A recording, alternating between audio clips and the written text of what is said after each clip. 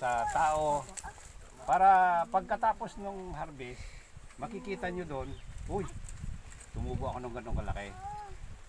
Itong portion na ito, babayad ko sa sarili ko or itatabi ko o para pag kasabihan nga pag ganyang kahit saan ng trabaho, kahit naging empleyado ka, kahit ano, bibigyan din natin yung sarili natin. Kaya lang hindi natin tayo mga Pilipino hindi natin ginagawa yun eh.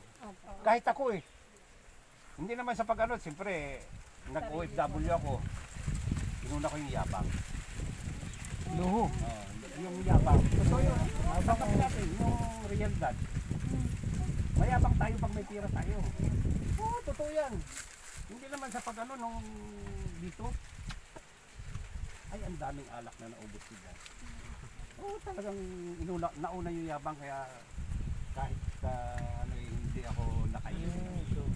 Okay lang po 1 day magyabang. millionaire. Okay lang po magyabang pag may ipagyayabang. Meron nga pong mayabang na walang ipagyayabang. Ay, pero talagang Iba yun.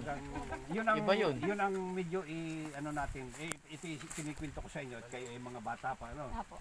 Talagang sa akin sa based on yung Bisyo mo ha. talagang medyo nauna ang yabang. Kahit pa paano naman, preparation ko sa pipino ko kahapon. ano ko naman yung mga anak ko.